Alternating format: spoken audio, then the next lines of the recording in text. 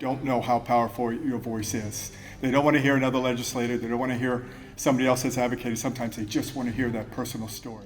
The only way to stop asbestos-related cancers is to ban it. About 40,000 Americans die every year of asbestos-caused diseases.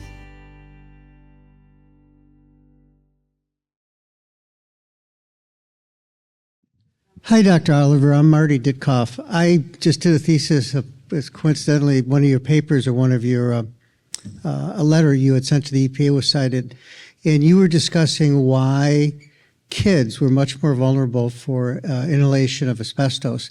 And if I remember correctly, your letter said not just because their age differentiation, but that the way the lungs are developed when they're young actually gives them a higher level of exposure. Did I remember that right? And if so, do you still believe that?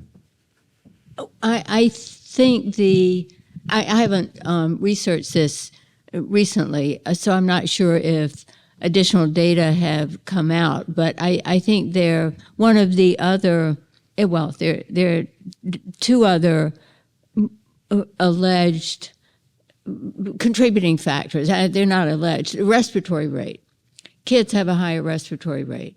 And so given X amount of asbestos fibers in the air, they're going to breathe in more. Their bodies are smaller, but on the other hand, their respiratory rate is greater.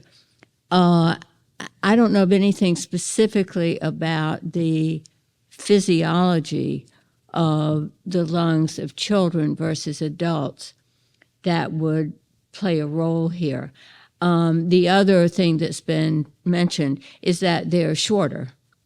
And so if you have asbestos fibers that are settling, then or they're being entrained, then their exposures might be higher because they're closer to their breathing zone is closer to where the fibers are. So I think I mentioned each of those, and to my knowledge, that hasn't changed. Thank you. Other questions? I have a quick one. Medically speaking, are you seeing any work done on the psychosocial part of a patient and the family? Because mental health for mesothelioma patients is brutal for both patient and family, as you heard from the Duran family. Are you seeing studies at Mount Sinai or Dr. Moline elsewhere? Because that's a component that ADAO is very passionate about, is a holistic approach like you offer at Mount Sinai. Thanks for the question about the mental health aspects. Very poignant stories and very informative in educating us providers. Yes, we're looking specifically at quality of life, certainly of the patients, but I agree with the point that extends to the family and the care providers, because these experiences really are horrific, and in order to get through this, we need to look at that. So yes, there are studies on quality of life, but we haven't yet explored the mental health of the care providers, and I think that's a very, very important point that we should, and something that we can look at. And our group is looking at quality of life, so we will extend that. Thanks for the suggestion. There are a number of, at a lot of the cancer institutes, there are support groups for families. We actually started one in the World Trade Center. It's a program that I run actually specifically for prostate cancer survivors because they have unique concerns, and also their family members because it does affect the whole family. But I think there is a greater need to ensure that as we're providing care for the patients, and I would say from looking at medical records from all over the country, for the most part, the mental health needs of the patient are addressed. Very rarely is there enough emphasis on the impact of who the caretakers are. And that's something that hopefully will change as there is more of a recognition of the importance for the optimum care of the patient and the aftermath for the family. I have a related question, then we'll get to Dick, which is, I had programs like Sinai, Brigham and Women's, centers, UPenn, give terrific care. And the care options are limited. People don't necessarily do all that well in the longer term, but they get great care. But I do worry about the people in New York from Watertown, way upstate, or from Plattsburgh, or from distant parts of the state, whichever state. So my question for Andrea is, you run a great program. How, and this is actually frankly for the attorneys in the room as well. Like, how can we increase the availability for patients who are diagnosed with mesothelioma in rural areas or places far away from the centers? Also a great point, and thanks for that question, Stephen. I think through work like the ADAO is doing, and through education and dissemination and being vocal and turning and including patients, families, and caretakers to help educate.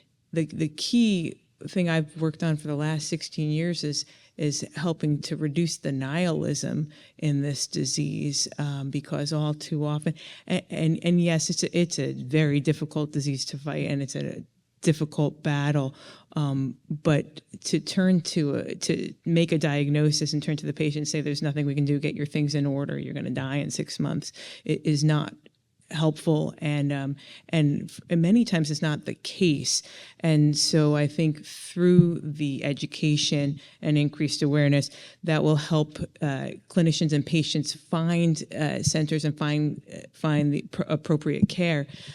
Sort of one of the silver lining outcomes of the pandemic has been the increased use of virtual resources and the availability of sort of virtual consultations and the improved communication among people specializing in this disease and extending to help do that outreach. I have found over the last 5 years an increased number of referrals from outside, many of who may not ultimately get care at a tertiary center, but who at least get opinions, consultations, and informed and help inform their treating clinicians from tertiary centers. And so I want to keep emphasizing the importance of arm yourself with information, get information, ask questions, and don't be intimidated.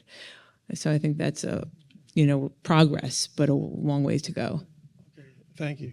Dick, you have a question? I just have a comment. Back in the early 1970s, one of the first epidemiological studies that we did at the National Institute for Occupational Safety and Health of a plant in Mannheim, Pennsylvania, we found a very interesting finding in that plant, and that was we had a significantly excess amount of suicides. And Dr. Selikoff used to mention the asbestotics and asbestos patients going upstairs backwards because they would sit down every other step to gain breath. We went back and looked at the suicide cases, and a lot of them had existing asbestos-related disease. So I just wanted to make you aware of that study. We actually published it in the Federal Register. It was introduced into the Senate, and I haven't seen many studies like that since that study was published. That's almost 50 years ago. That's all. Yeah, other questions or comments? Otherwise, we'll close this session. Quick comment from Arthur. Yeah, Dick, I have, in my looking at files and such, have seen any number of cases of suicide in patients with mesothelioma and have looked at the more recent literature. And there is actually a literature out there on generally suicide in patients with significant disease like cancer, but mesothelioma is one that comes up specifically, along with pancreatic often is mentioned as well, but that's been looked at.